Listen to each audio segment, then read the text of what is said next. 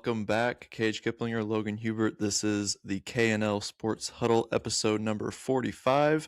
Recording this on Wednesday, January 14th, a day later because, well, I celebrated my 26th birthday yesterday, and Logan here was so gracious to let me put this recording off for one day, and also because we got time. Football games aren't starting up this week until Saturday, so we've got some time, get some more closer to what the lines will be come game time on Saturday, so we get an extra day to look at these lines. This week, recapping wild card weekend in the NFL, giving out our picks against the spread, of course, for the divisional round, and then recapping college football playoff semifinals as we look ahead to Monday, as we have the matchup set for the national title game. Logan, it's good to see you again. You obviously have bragging rights in the playoffs with your picks last week. You whooped my ass. 6-0 in NFL and 8-0 if you include the two college games. So, yep, it was a pretty dang good week. Alrighty, let's get right into it with the weekly Whiplash. Starting in baseball, Alex Bregman and the Cubs have agreed to a 5-year, $175 million deal. So I'm sure most of Chicago is very happy that they were able to retain him. However, their division rivals, the St. Louis Cardinals, are finally starting to tear it down as their former all-star third baseman Nolan Arenado is now back in the NL West. It won't be with the Rockies, though. It will be with the Arizona Diamondbacks. Any quick thoughts on the NL Central news? Yeah, looks like we are actually rebuilding. I love the moves. Kyle Bloom, our general manager, is making it actually feels like we're resetting the franchise, moving on from the core that we've had for, the past 5 or 6 seasons. So the hope is that moves like this pretty much sets up, enough moving pieces that in a few years we can be contenders. And this is just how baseball works. You break it down to rebuild it. In college basketball, John Blackwell in Wisconsin beat unbeatable Michigan, is what we all thought. But no, it was a really entertaining game. They won 91-88. Wisconsin at one point was like 10 for 15 from three in the second half. So, I mean, it still shows you how good Michigan is, where Wisconsin had to go like 10 for 15 from three. And then you only beat them by 3. So, I mean, Michigan's still just an absolute juggernaut. No one's going undefeated anymore, not in this era of basketball. So someone's bound to get you at some point. But big win for Wisconsin coming off a bad home loss to Purdue. Now they've won 2 in a row as they knocked off Minnesota last night. In the NBA, we had I guess you call this a blockbuster trade because he is a big name, but Trae Young is going to the Washington Wizards. I believe the Hawks got back CJ McCollum and Corey Kispert. It's just, he'll always be known for his Eastern Conference Finals run with the Hawks a few years ago. That's kind of been forgotten by most people. But other than that, he was just a guy that you just couldn't really win with. He was not good enough. He was good enough to not be a bottom feeder, but not good enough to have you contend for anything serious. So can't be a number one guy. I don't think he can't be a number one guy. That's absolutely right. So probably right move. I saw right before he got traded though that his preferred trade destination was the Wizards, and I don't think I've ever heard that sentence before in my life. I don't know if I ever will hear that sentence again in my life. So it was very weird. Okay, NFL coaching news. Mike McDaniel is out after a second straight losing season from the Miami Dolphins. At first, it sounded like they were going to retain him, but ultimately, when John Harbaugh went on the market, that's kind of coincidental. That's when McDaniel was let go. And also, big news, coaching news, is that yesterday, Mike Tomlin is also out of Pittsburgh on his own doing. He said he wanted to step down after 19 years with the Pittsburgh Steelers. So they will be on the search for their fourth coach since, I don't even, like 1960 something, I believe. 70s, at least, yeah. 60s, 70s, yeah. They went from Chuck Noll to Bill Cowher to Mike Tomlin, and now to they hold who on knows? to him. Hopefully John Harbaugh. That'd be hilarious, but I don't think it's going to happen. But they do hold on to their coaches way more than any other team. So now Andy Reid's currently the longest tenured NFL coach.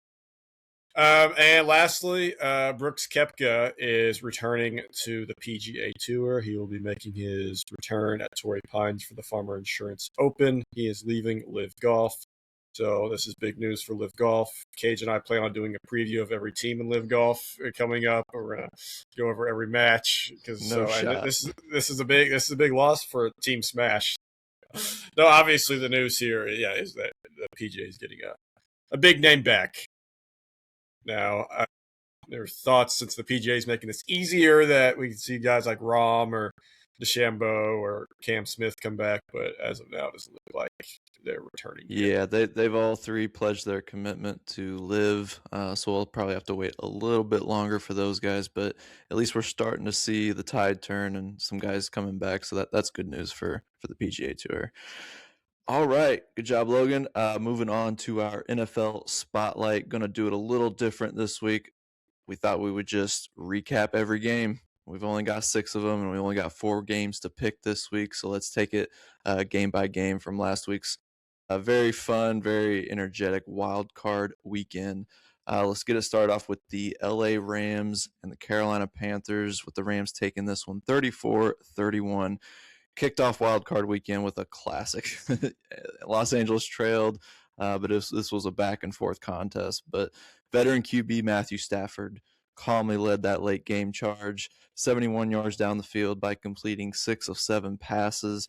With just 38 seconds left, Stafford found Colby Parkinson on a 19-yard touchdown strike for the go-ahead score, capping a wild finish and giving the Rams the edge in a 3-point thriller. This game was part of a record-setting weekend with multiple game-winning touchdowns in the final 2 minutes, something the NFL hadn't seen 3 times in one postseason before. Stafford finished 24-42 for 304 yards with 3 touchdown passes and an INT, while Puka Nacua had 10 receptions for 111 yards and 2 total touchdowns. On the Carolina side, Bryce Young threw for 264 yards and a touchdown and ran for another score for Carolina, which finished its second season under Coach Dave Canales by losing 4 of its final 5 games. Logan, after a game like this and seeing how the Rams have played for the last month or so, are you worried about them going forward? They gave up a lot of yards and big plays to Bryce Young and the Panthers. So how do you see them competing against the true contenders in the NFC? Because this one was not supposed to be that close. Yeah, it's a little concerning. I would say Stafford was okay. He wasn't bad. He wasn't great though. That's for sure. I mean, the Panthers did have like things you needed to pull off an upset that don't always happen in a game, like the block punt and stuff like that. So, and yeah, I mean, you gotta have better special teams if you're the Rams, but there are those fluky plays that make these games close. So that's one thing you don't have to worry about too much. But my takeaway from this game was what I said a few weeks ago that a lot of people agreed with, is that, and I believe it was the same team who ran this too against the Saints a few weeks ago. Why do you do prevent defense? We're on this again. I mean, seriously. Seriously. I mean, it only works when there's like 20 seconds left. Actually, 20 might be too much time now. Like 15 seconds left, and the other team has no timeouts. That's the only time it's safe to run that, because a guy like Stafford's just going to pick you off every 7-8 yards, just pick off little 7-8 yard passes down the field every time. That's exactly what he did. Just drove right down the field after the Panthers had that big momentum swinging touchdown after the block punt. But nope, let's sit back and let him get those yards. Well, too much time, too good of a quarterback, too good of an offense to do that against, and that's what cost him. Yep, and I will never change my opinion on prevent defense, and it was strengthened on Saturday. Yeah, for the Rams, I'm not too worried for them going forward. This is a veteran team with great coaching. On the Panthers side, I think after what we've kind of seen from Bryce Young, I think they're in a situation now where they can focus on other areas of their team to improve, because Young's had a bit of a resurgence this season and parts of last season. There should be a brighter future for this team going forward, especially in the division that they play in, I would think, right? Yes, yeah. I mean, if they were in the NFC West or something like that, then you would maybe need to do more moves. But where they're at, I mean, you can't. I'm still not very high on Bryce Young, but you can't get rid of him. I mean, that one QB market's not very good. You're not going to have a good draft pick anyway. So ride with Bryce Young. Yeah, just try to make his life as easy as possible, and it helps that he is in a very easy division. All right, the nightcapper for Saturday, the rivalry of NFC North Division, the Chicago Bears and the Green Bay Packers. The Bears pull off a 31-27 victory in an instant classic. The Bears erased an 18-point halftime deficit to stun the Packers. Green Bay built that big lead behind QB Jordan Love, but Chicago's second half tsunami was real. Caleb Williams threw the go-ahead touchdown to DJ Moore with under 2 minutes left, completing a furious comeback and highlighting Caleb's growing playoff poise. The Bears' seventh fourth quarter comeback victory this season. Chicago trailed 21-3 at halftime and 21-6 through three quarters, only to outscore Green Bay 25-6 in the fourth, on the way to its first playoff win in 15 years. Logan, what'd you think of this game? This would have been our game of the week if we were doing that for this Yes. playoffs. Yes, definitely. I mean, there was the next game we'll talk. Actually, the game before this and the game after this were also very good. But I'm going to start with Green Bay. I mean, this is why I picked against them. The vibes have just been off ever since Micah Parsons' injury. I mean, the vibes have just been off with the team, and we saw it again where Jordan Love really couldn't have played too much better. I mean, his completion percentage wasn't great, but I mean, he threw for 323 yards, I believe, and 4 touchdowns, no interceptions. I mean, he did about as well as he possibly could have. But, yeah, their defense just fell apart at the end. And then, something that really needs to be discussed and why they lost is their kicker, Brandon McManus, cost them 7 points. He missed 2 field goals and an extra point, and they only lost by 4. So, yeah, not good way to end the season for Green Bay, but it's kind of what I saw coming. Chicago's been good in the fourth quarter all year. Like even when Green Bay got off to that hot start, I was like, this. Some people already putting the Green Bay spread for next week, and I'm like, this. I mean, with how Green Bay's finished the year now, Chicago's looked in the fourth quarter. This game is not over. Sure enough, it wasn't. And Caleb Williams, not good at all in the first half or anything, but man, in the fourth quarter, he was phenomenal. Probably one of the greatest playoff passes you'll ever see on that fourth down with about 3 or 4 minutes to go. Just an absolute running to his left and just dropping a dime.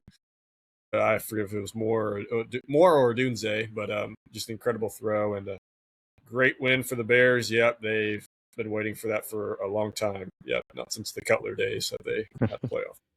Yeah, so I mean, it seems like the momentum in this matchup seems to be turning in favor of the Chicago Bears. But for the rest of this postseason, can the style of play that they've seemed to be able to cook up late game fourth quarter comebacks, is that sustainable against the rest of the field, at least in the NFC? No, it's not. They're going to have to get off to better starts for sure. Because I mean, you look back at some of these comeback, like the Raiders, like some of the really good, like bad teams like the Raiders and stuff. So yeah, I mean, you're gonna have to play much better in the first half if you're gonna want to beat the 3 NFC West teams who are remaining in the NFC.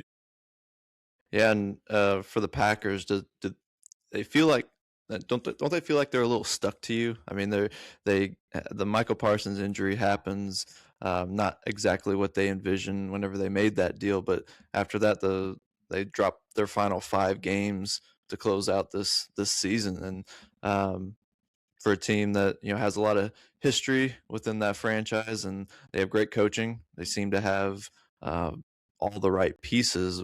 Where do you think it's going wrong for them? Yeah, they're going to use the Micah thing as the excuse to probably bring everyone back. So if you recall, the first 2 weeks of the year, they looked like the best team in the league. And then after that, they just were barely covering anything. Like, well, I mean, I know covers don't. I mean, you can win without covering, but still, usually against bad teams that they had to win scrappy games against, and it was just not they didn't look anything like they did the first 2 weeks, and then they were looking a little better. They got the big win against the Bears, and then they went to Denver, and Micah got hurt, and it just fell off the rails there. So, yeah, I mean, this is next year's a make or break year, I would say, for several people in that building, and assuming Micah stays healthy, their defense should be fine because they were pretty consistently good all year. And if Jordan Love can pull off what he did in the play, I mean, like I said, he looked really good at Chicago, throwing 4 touchdowns and 300 something yards. I mean, in pretty windy conditions. So, I mean,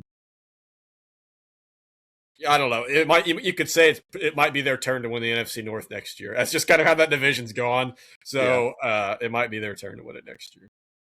All right, let's move to Sunday, and one of the matchups that I was most excited for because of the very fun QB matchup in this game. We have the Buffalo Bills taking a 3-point victory in Jacksonville against the Jaguars. Josh Allen carried Buffalo to its first road playoff win in more than 3 decades, and kept that streak for me of losing every game on the spread this past weekend. Buffalo and Jacksonville, they delivered one of the wildest games of the weekend with 4 lead changes in the fourth quarter, playing like a heavyweight bout. Bills QB Josh Allen battled through adversity and injuries, and with linebacker Devin Lloyd bearing down on him, Allen found Brandon Cooks for 36 yards just before the 2-minute warning, ultimately scoring the go-ahead touchdown on a 1-yard rush with just over a minute remaining to seal it. But before that, on the 4th down play, before that score, that might have been one of the coolest plays I've seen all year when Allen pulled off an incredible 10-yard gain on a QB sneak / tush push play, refusing to go down while being pushed and pulled to the goal line. Thought he was going to get all the way into the score when they only needed the first down, but ultimately ran it in for that 1-yard rush. Trainers were busy all afternoon, but Allen's grit and the Bills' comeback mentality were the story. Focused on getting rid of the ball quickly and negating Jacksonville's pass rush. Allen did complete 28 of 35 passes for 273 yards and a touchdown, ran for 2 scores, was sacked just once, and played turnover-free football. So, Logan, are the Bills the most dangerous team, at least in the AFC, because they have Josh Allen and no one else does, basically, with Yeah, none I of the mean, other big heavy hitters like Mahomes and Burrow and Lamar in this field? Is this the scariest team now? yeah, I mean, because it usually just always comes down to the quarterback. And if you look at the rest of the AFC, Josh Allen is clearly the most experienced and, the best out of the AFC who's remaining. Yeah, I don't that tush push play. I feel like there has to be something in the rule book or something because I wouldn't even call it a tush push. It was more like grab him and run He with stood up, he just stood up there. Oh, lineman like grabbed him and ran with I feel like I don't know if that's technically legal, but it works and yeah, heck of a very memorable play. And yeah, Josh Allen was great, completing 80% of your passes against the Jaguars defense is a pretty good accomplishment because they've had a pretty underrated defense all year. And yeah, looking at the losing side, it was just kind of another messy playoff performance from Trevor Lawrence. I don't want to say bad, but usually he's just always messy in the playoffs. Like perfect stat line, 3 touchdowns, 2 picks, including the game sealing one at the end. So yeah, it's just kind of what we've come to expect from him in the postseason. This game and also the next game and the game before that kind of came down to a missed field goal. Cam Little missed one at the end of the half. Who got a very reliable kicker, missed like a 53-yarder. You could argue that kick shouldn't have even happened to begin with because it was pretty controversial. That it looked pretty clearly Jacksonville didn't get the spike off in time. But nevertheless, he had a chance and he missed it, and ultimately they lost by 3. So, yeah, kickers are a big part of the weekend, in my opinion, and Jacksonville will be going home in part because of that. Yeah, and I think something I noticed across the wild card weekend was all these fan bases that haven't had a home playoff game in a long time. They were loud. You know, Jacksonville, Carolina, even New England. Who it's been a while since the Brady days. So pretty cool seeing some of the atmospheres, almost college-esque, for this wild card weekend. And quick note on Liam Cohen's post-game presser, where that Jacksonville reporter gave him congratulations on his magical season in his first year with the Jags. Just a really cool moment. Kind of puts into perspective the mindset of the Jaguars fan base. They're really happy to have a contending team, and I think Liam Cohen's a big part of that. Yeah, I don't think that would have worked in Philadelphia or New York, but No. it is nice to see. It is nice to see kindness in the world, but that doesn't happen too often. Imagine someone trying to do that in Philly to Nick Sirianni after, well, this next Yeah, game that we're about to talk about. they You would could, tar and feather that reporter in the streets in Philadelphia. San Francisco and Philly for our afternoon game. Niners pull off a 23-19 upset victory against the defending champs. This game wasn't just dramatic, it was emotional. The Niners rallied late. Brock Purdy connecting with Christian McCaffrey on a 4-yard touchdown with under 3 minutes to play to take the lead. San Francisco's win spoiled the Eagles' home playoff hopes and was marked by a little bit of adversity as well. Niners tight end George Kittle suffered a torn Achilles. A gut punch for the franchise even as they advanced. But a cool play that happened in this one, San Francisco used a trick play on a TD toss from Juwan Jennings to Christian McCaffrey, and the Niners eliminated the Super Bowl champion Eagles team. What did you think about this game? I know Niners are our Super Bowl pick from the beginning of the year. You stayed true to them. I went against them in this game, and I shouldn't have. Yeah, it's just the rule of San Francisco in the playoffs, or just San Francisco in general. You either make the playoffs or you make it to at least the NFC Championship game. That's exactly how every season of theirs has gone since 2002. And Crazy stat. yeah, it is a crazy stat. Yeah, I mean, that was an awesome play because really, 49ers offense was pretty lifeless leading up to that. Phillies was too, but that kind of rejuvenated their offense, I felt like, and helped them lead. And then they went on a game-winning drive later in the game. So, yeah, in terms of Philly, predictable offense, kind of what we've been seeing all year. A.J. Brown drops were huge, kind of ruined the vibes of the team. And another, Jake Elliott missed a point after attempt as well. And that would have been pretty big when they were driving and they were driving to at the end of the game when they were down 4. Well, that extra point would have been key because they would have only been down 3. So, Well, I don't blame the kicker as much in this game as maybe other games because, I mean, the Eagles' season unraveled because of their offense never finding any life throughout many instances this year. Just a continued frustration for Philly fans with offensive coordinator Kevin Patullo, who he's gone. unsurprisingly got fired after this game. Jalen Hurts, last year's Super Bowl MVP, was held to 168 yards and 1 score through the air. Philly couldn't capitalize on a 13-10 halftime edge, producing only 36 yards in the third quarter on 16 snaps.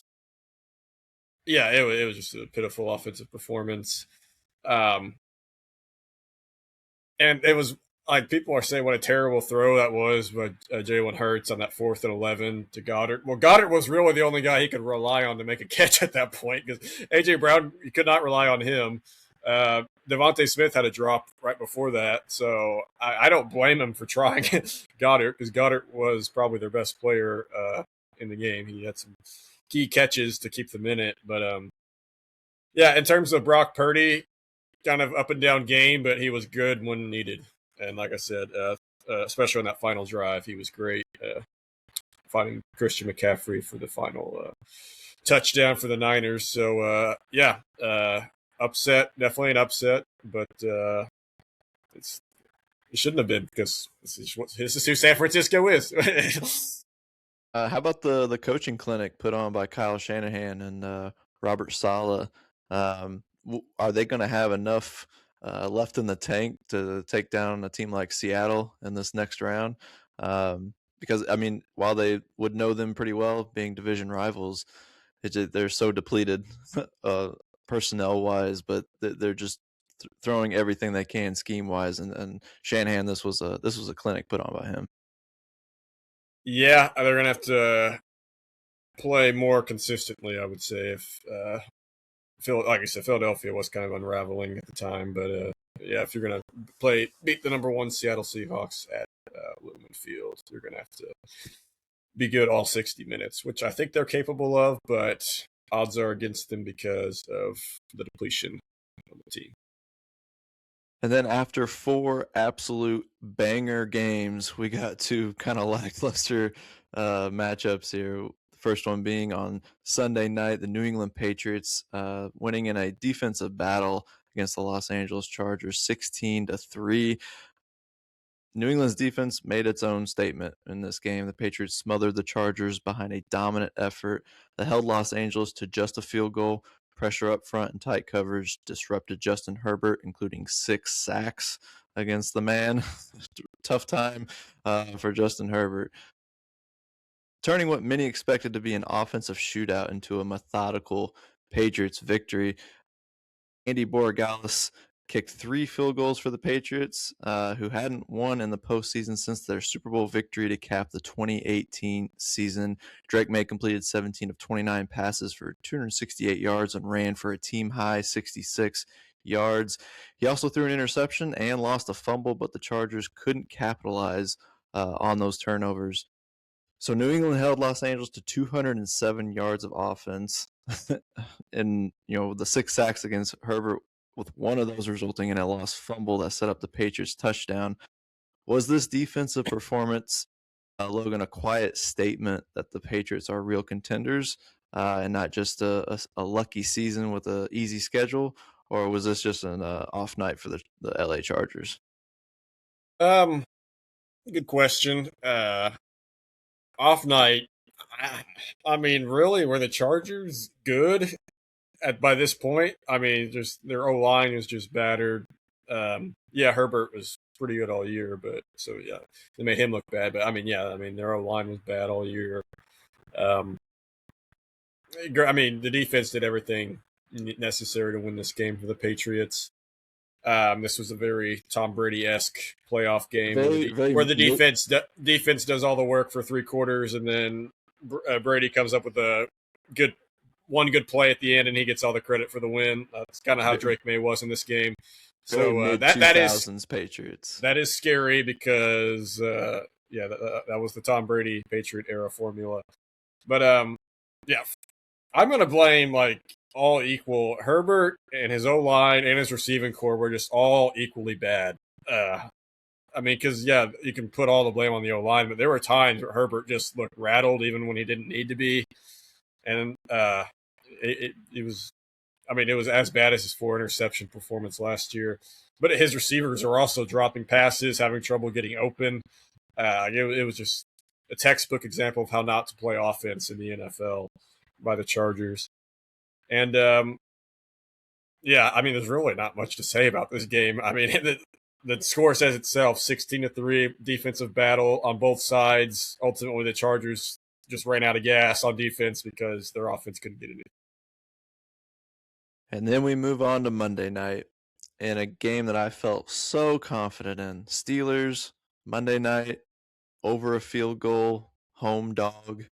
Just didn't work out as the Texans absolutely railroaded the Steelers 30-6 in Pittsburgh. Houston's defense dictated the terms, shutting down the Steelers' offense en route to this lopsided victory. The result marked Houston's first road playoff win in their franchise's history. And tied an unenviable record for Pittsburgh coach Mike Tomlin with his 7th consecutive postseason loss. As we mentioned earlier, he has stepped down from Pittsburgh and isn't looking to take another coaching job yet. Might go into TV too as well. He's seeing some offers from that side of things. But as far as this game goes, Sheldon Rankins returning a fumble by Aaron Rodgers, 33 yards for a touchdown early in the 4th quarter, really broke this open, which was a tight game throughout. It was another defensive battle for most of this game. Texans limited Pittsburgh to 175 total yards, including 81 in the second half. Coach D'Amico Ryans called it the best defensive performance in the franchise's 24-year history. Steelers managed just a pair of first-half field goals by Chris Boswell to lose at home on a Monday night for the first time since 1991. CJ Stroud did turn it over 3 times, but also threw a first-half touchdown pass to Christian Kirk, who had 8 catches for 144 yards. This was easily all about the Houston Texans defense, who probably have the best unit in this whole playoff bracket on that defensive side. What did you think of this game?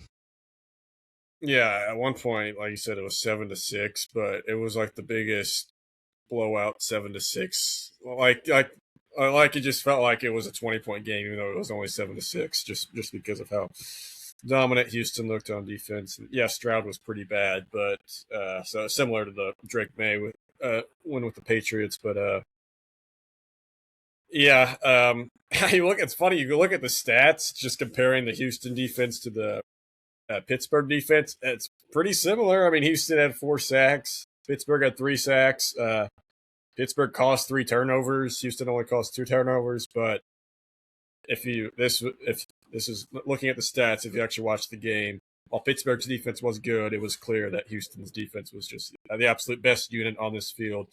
Pittsburgh's offense could not get anything going outside of that one drive, or the first drive. The second drive, I guess the second drive they scored, I guess, was decent. But yeah, just Rodgers didn't have much time. DK had a big drop at one point, which could have given them good field position. It was just Houston was in their head, and ultimately they ended up scoring 2 defensive touchdowns. And unfortunately, Rodgers' last pass, possibly of his career, was a pick 6. I hated seeing that.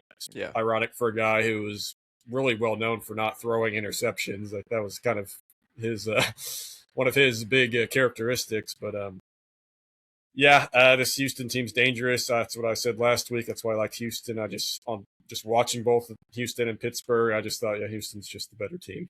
That's ultimately what happened.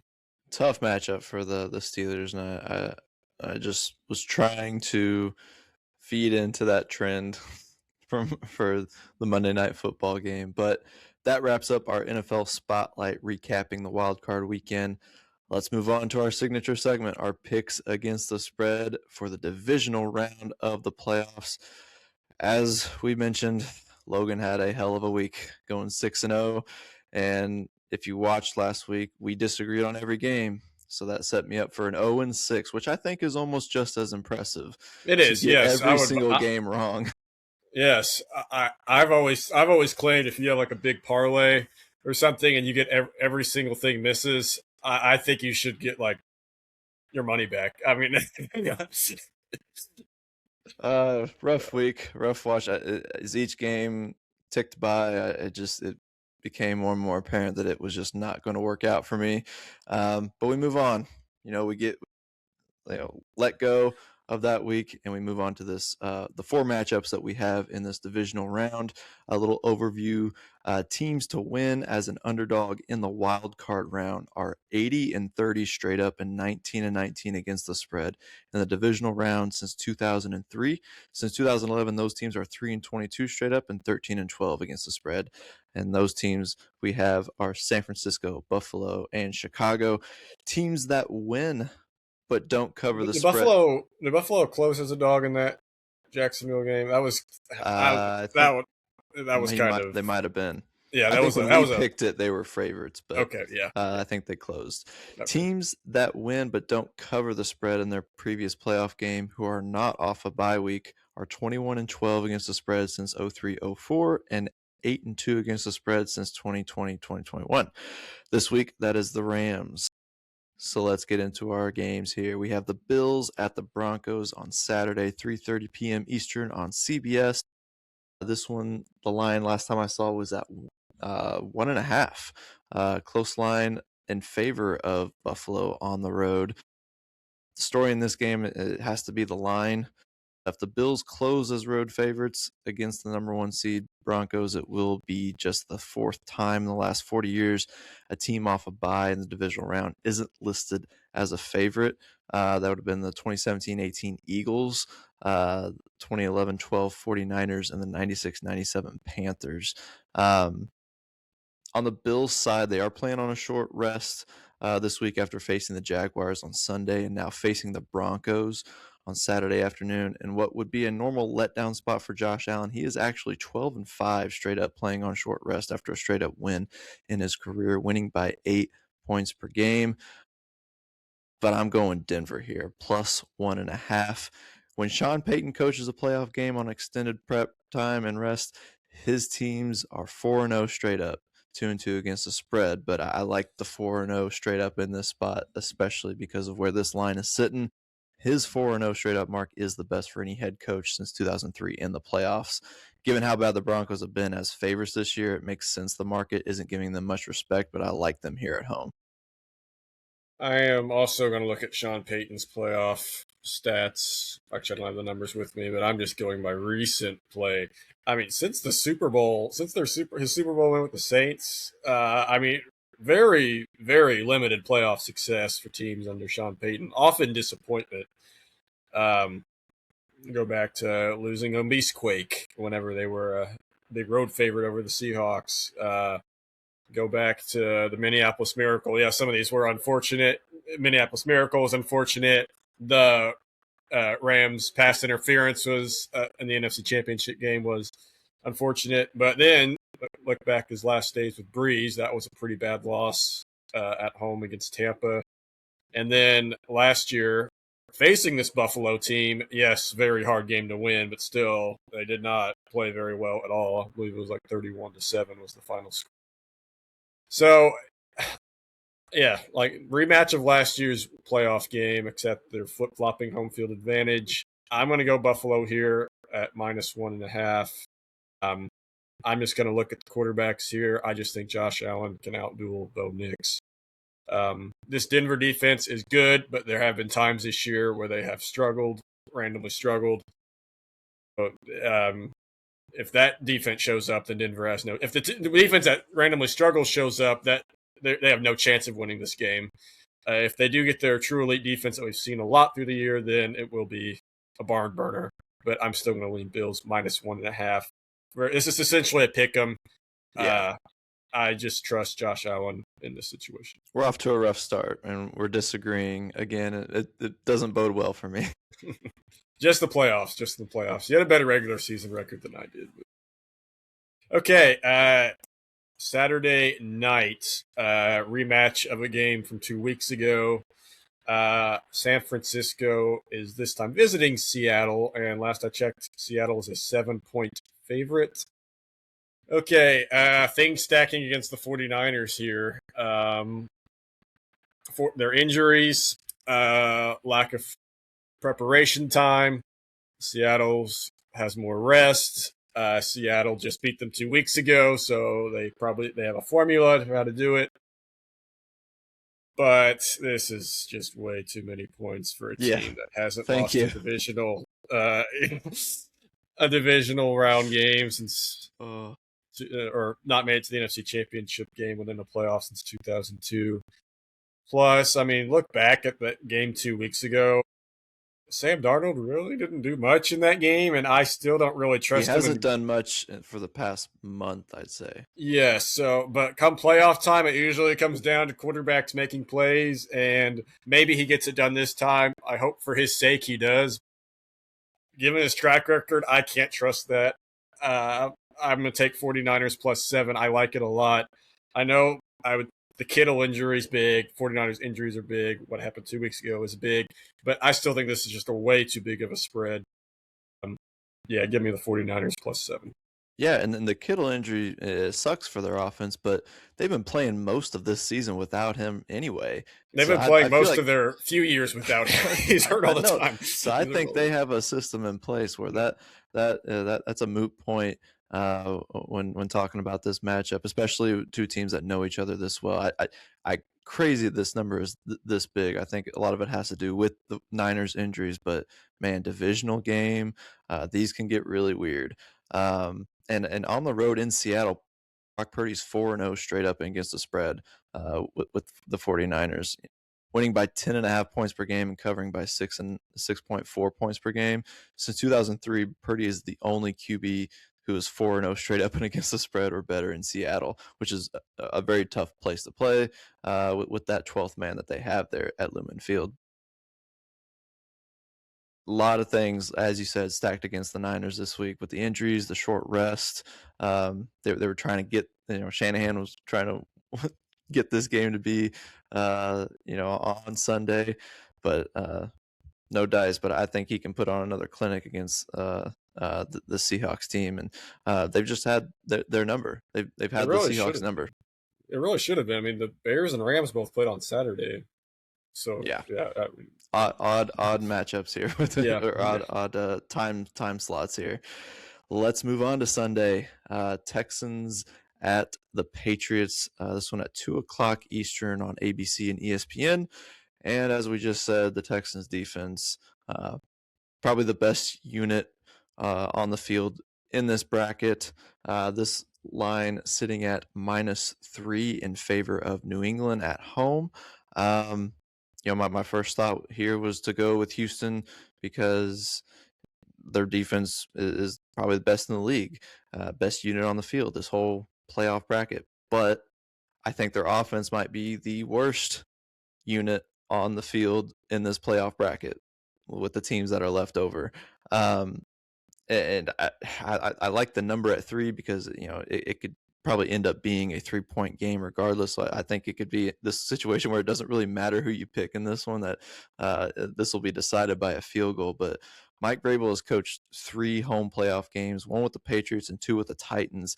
His defense has owned the day in all 3 of those matchups, with his team scoring 16 points or less for a combined total of 45 points, while his defense has allowed just 42 points. So I see this one being the type of 9-7 win that I could see the Patriots pulling out. That doesn't bode well for the spread, but I just see that New England be able to get it done at home.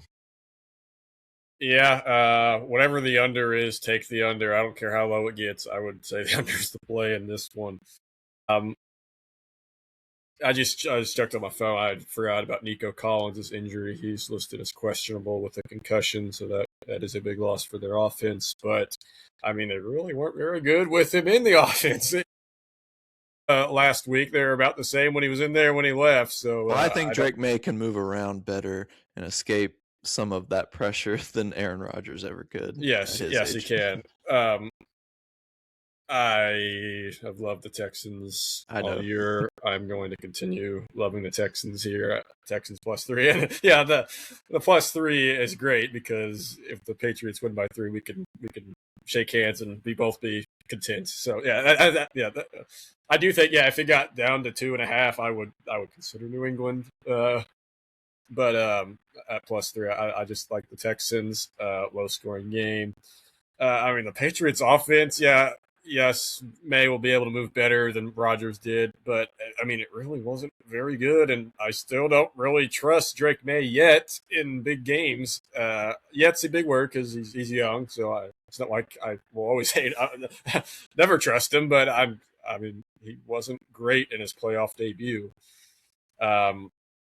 So yeah, CJ Stroud, if he can, I think it's too late this year, but if he could just somehow tap into his rookie year, right. CJ Stroud, I mean, Houston would probably be the Super Bowl favorite, because of how dominant their defense is.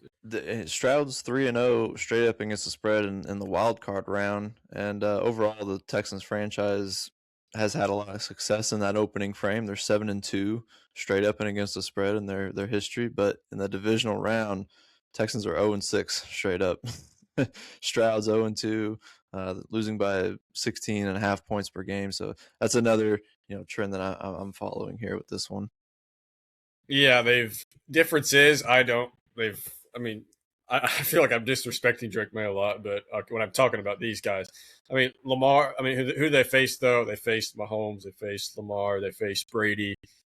They were clear underdogs in all those. This one, I just think their defense is such a good unit that their defense is good enough unit to win this game by itself. And they've never had a unit. I mean, Houston's always had good defenses and stuff, but they've never had unit on their offense or defense that's good enough to just win by yourself. And I feel like this is the year they finally do. And this is probably the easiest opponent they've faced in the divisional round. So yeah, that is a interesting stat to pull up. And I thought about that did sway my opinion a little bit, but I'm still going with Houston at +3. And then our final game, I could just discuss, should be on Saturday, but for some reason they feel like they need to give both these teams more rest. But at least it's fair, I guess. They wanted the NBC Sunday night. This is going to be the hot ticket. Yep. LA Rams are at the Chicago Bears, and is this at 3.5 right now? Yeah, that hook is way too much for me. We just saw Rams go into a much worse Carolina team than they are from Chicago and win by 3. So I like the Bears at +3.5. I'm not saying the Bears are going to win, but that hook is just you can't convince me right now that the Rams are going to blow anybody out. It's not my favorite pick because I think the Rams are clearly the better team, and we mentioned earlier the Bears cannot continue playing like fourth quarter hero ball and expect success. But the hook's just too much. Plus, Stafford wasn't fantastic last week, so I don't think he's really not coming in on a heater right now. So I expect this to be a close game. Give me the Bears +3.5. Yeah, it's good. We agree on at least 2 this week. I'm taking the Bears. This one was a tough one for me. I was like, I said this was. None of these would rank on my do not bets. Like I would not have a do not bet, but this was the toughest one for me as well. But it's expected to be around 15 degrees with 10+ mile per hour winds in Chicago for this game. I mean, Stafford in a game like that, I definitely take the other side, fade him on a spread like this, especially with that hook. 3.5. I love that number for Chicago. This is projected to be the coldest game of Stafford's career this weekend since 2003. We've seen 13 dome teams play an outdoor playoff game on the road in under 30 degrees, and they went 2-11 straight up, 5-8 against the spread. Dating back to 2016, the Rams as a franchise have played in 9 outdoor games in under 40 degrees. They are 2-7 straight up in those games, losing by 8.1 points per game. It's just that's this time of year you got to look at the weather sometimes, and I think this is one of those times that can hold true, especially in the Windy City. But yeah, go ahead. You're good. I will say, I mean, keep in mind last year the Eagles were clearly the best team in the league, and the Rams gave them all they could handle in that blizzard game. So, but I don't think it was 15 degrees and windy. Well, I don't remember if it was windy or not. It was hazardous. It was hazardous weather conditions. So I don't know. I would probably rather play in snow than 15 degrees and windy. The wind is the big thing, yeah. Wind's the big thing. So once again, kickers could be a big mark on this weekend. All games are except they're all outdoor. Oh, they're all outdoors. They're all cold. All going to be cold. Yeah, I was blanking on. I don't know. But yeah, they're all in cold conditions. So. Hey, that's great. That is great. Yeah, and fun note on this one. The last time the Rams played the Bears in the playoffs was 40 years ago in the NFC Championship game at Soldier Field, 1986. Game won by Chicago, 24-0 at home. And I know Bears fans are going to be wanting more of the same this season, but I don't know who the Rams quarterback was then. I don't think he was a Stafford-esque talent. Was it Jim Everett? You probably know that history better. Was that 80? Would that be the 85 Bears? That would have been right. But you said that was 86. 86 playoffs. So yeah, so maybe. Would that have been? So yeah, so I mean, I don't know how that works with the years. Bears, because the season was short, like ended sooner than it does now. Yeah. So, but yeah, Bears would love to see another 85 Bears around. So they would. All right, that is our picks against the spread for the divisional round of the playoffs. Let's move on to our campus corner, and we've got some good stuff here for you guys. Let's wrap up and recap the 2 semifinal games we had this past weekend. Miami versus Ole Miss in the Fiesta Bowl. Miami pulled off a dramatic 31-27 win over Ole Miss to punch its ticket to the national title game, riding a late surge that flipped the Fiesta Bowl on its head. The Canes built a 17-3 halftime lead and weathered a pretty fierce Rebels rally. But quarterback Carson Beck sealed it with a gutsy 3-yard rushing touchdown with 18 seconds left after leading a clutch final drive. Miami's ability to convert long, sustained possessions and lean on timely defensive stops kept them in control despite a tight scoreline. The Hurricanes also overcame self-inflicted mistakes and penalties to outlast an Ole Miss squad that hung around until the final minute. This win marks Miami's first college football playoff title game berth and their first title game since 2002, and sets up a shot at a national crown in front of the home crowd at Hard Rock Stadium. Yeah, I believe there were 4 lead changes in the fourth quarter. It was just a crazy fun fourth quarter.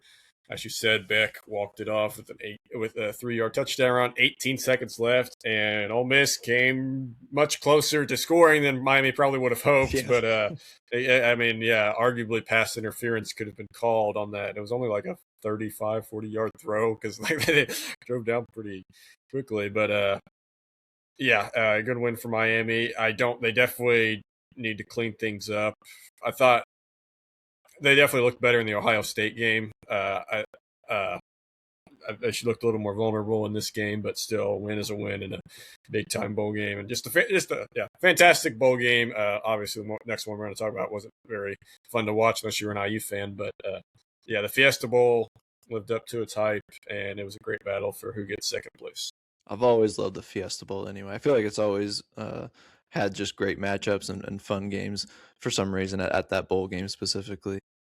But we move on to our Peach Bowl semifinal between the Oregon Ducks and the Indiana Hoosiers. Indiana stayed in a class of its own with a 56-22 pounding of Oregon, turning the Peach Bowl into a statement performance. The Hoosiers struck fast, scoring on the opening defensive play when corner D'Angelo Pons returned an interception for a touchdown and pretty much never slowed down after that. Indiana's Heisman winner, Fernando Mendoza, was surgical, and the offense piled up points in bunches while forcing turnovers and capitalizing on Oregon's miscues. The Ducks, who had shown offensive flashes earlier in the season, never recovered from the early deficit and struggled to stem Indiana's multifaceted attack. With this dominant win, Indiana remains undefeated and now heads to the title game, brimming with momentum and confidence. You're the fan here. Give me your take on this. I'll start with Oregon. I mean, I haven't. It's not like I watched them every game, but when I have watched them, it's been big games. I watched obviously them play IU twice. Watched them against Iowa. Dante Moore just hasn't shown me very much. In the Texas Tech game, he plays well against bad teams, but against good defenses and stuff, he's not looked very good. And I would say it's the right decision he made to come back another year. I don't think he was ready. I bet Dylan Raiola doesn't love that. Dylan Raiola probably does not like it. Yes. Has there been? I'm sure he wants out. Probably now. I would imagine. Oregon just shot themselves in the foot way too many times, which teams tend to do against Indiana because that's just the way Indiana plays. I mean, my takeaway from this is IU is just following the same scripts they follow every single game against most teams, where their offense might struggle for one drive, their defense will give up an uncharacteristic long drive, or the other team scores, and you're thinking, oh, this might be a close game. But then no, their defense doesn't give up another yard, creates like 5 turnovers. Their offense gives their offense short fields. Mendoza throws 5 touchdown passes, and they blow somebody out. And that's exactly how this game went. That's how they played against most of the Big Ten. Inevitable. It's been inevitable. Yeah, it's always funny how the defense always gives up that one drive in the beginning of the game. You're like, oh, maybe this could be interesting. Maybe it'll be a close game. Yeah, but it never is. Their defense it's almost like they're just they learn. It's like it's computed after that first drive, and they never get another good drive again. Once again, it's a combination of everything. Just elite defense, elite coaching, great offense. I I love Fernando Mendoza. I'm worried about. I am a little concerned about him in the NFL, especially if he goes to the Raiders, because his defense is not going to give him short fields, and the whole team is very few yards per game. So, and he benefits a lot from that. So, I'm a little worried about that. But I mean, just the greatest player development I've ever seen. Like, people going into the game are saying, "Oh, I mean, Indiana has all these 0 to 1, 2-star recruits, and Oregon has 5-star offensive linemen." And then you literally watch the replay and you see like IU's defensive line just do crazy spin moves and get around these 5-star linemen, and that's all player development. It's just amazing what Signetti and staff have done. Yeah, and that's why IU is a heavy favorite in this national championship game. Yeah, these two games couldn't have contrasted more. One a thriller decided in the final minute, the other one a one-sided showcase, but it sets up a fascinating national championship clash between Miami and Indiana on Monday, January 19th. So let's set this one up. A title game for the ages, so a little history lesson on these two programs. This isn't just any championship. It's a collision of college football lineage and rich history against first time history, if you will, for this Indiana side. So for Miami, they're returning to the national title spotlight for the first time since 02, a program with a glorious legacy that includes 5 claimed national championships in the modern era: 1983, 87, 89, 91, and 01. The Canes were a defining power through the 80s and 90s, a swaggering brand of football that produced legends and locked down titles. After some quieter years in the 2010s and early 2020s, Mario Cristobal's squad has resurrected that proud tradition and now stands one win away from their 6th national crown, capped by a gritty semifinal win last week. Indiana, meanwhile, is writing a completely new chapter. This is the first national championship game appearance in Hoosiers football history, a stunning ascent for a program that had rarely been on the national radar as a contender ever. Under Coach Curt Signetti, Indiana not only won the Big Ten outright for the first time since 1945, but also steamrolled elite playoff competition, including a 38-3 blowout of Alabama, and, as we said, the 56-22 demolition of Oregon in the Peach Bowl. A win on January 19th would give Indiana its first ever title and make this squad one of the most celebrated in school lore. This game isn't just big for the schools, it's a marker for college football itself, a non-blue blood in the traditional sense. Program like Indiana and a title game in Miami returning to its old swagger to the national stage reinforces the parity and unpredictability that the expanded CFP was designed to produce. What are you looking forward to coming into this game? Most of the questions are going to be on the Miami side. What can they do against this Indiana defense? Can they sustain the type of drives that they did against Ole Miss, against this Indiana defense? Like all the questions are on that side, and whenever all the questions are on one side of the field, it doesn't really bode well. As No, it does Indiana is not. heavy favorites in this one. Miami's key to success is they're going to have to dominate the line of scrimmage like they did against Ohio State. They're going to have to combine that with Carson Beck's late game heroics, because you can never, we've seen all year, you cannot at all rely on Indiana to make mistakes. So you're going to have to play a flawless game. The way Miami beat Ohio State, though, was very similar to how IU beat Ohio State. And that was, like I said, dominating the line of scrimmage. So, and we saw how close that IU-Ohio State game was. Ohio State had multiple opportunities to win that game, I felt like. So if Miami plays like that, then yes, I will give them a chance. I don't think home field advantage means anything in this game. I think IU will be. There'll be a lot of IU fans down there, and plus Miami's just never really had a big fan base, anyways. It's very unlikely. I just don't see it. Just the way IU's played all year. It's really, to me, it's really. I'm going to bring up a random team here. I'm going to bring up Northwestern football.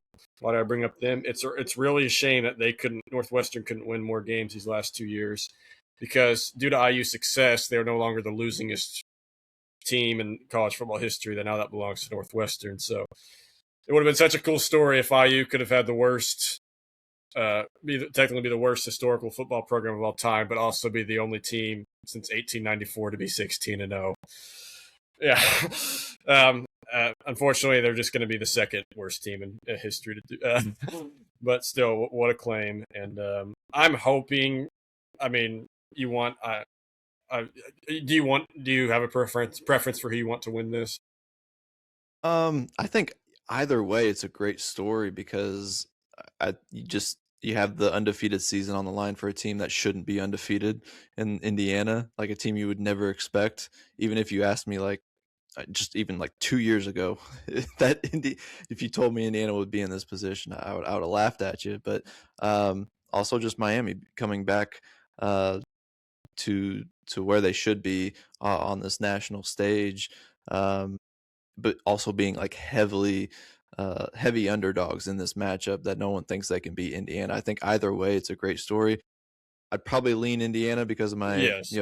Hoosier roots, but yeah, either way, it's a pretty cool I just situation we want got. I want a good game. That's all I want. I want it for Indiana too. Like I'm getting bored watching their games. I mean, I think it would be a better story. Like people are saying, "Oh, what hell of a movie this will be." I think it'll be a terrible movie. They're not.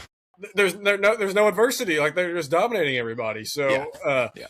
I mean, yeah, if you did like a historical movie, yeah, it'd be cool. But like if you did a movie about this just this season, A documentary would be better than a movie. a documentary, yeah. Like I don't think it would be a good movie unless we get a barn burner and IU Mendoza leads a clutch drive and wins it, which is what I hope happens. Who'd you have play as Kurt Signetti in a movie? That is a good question.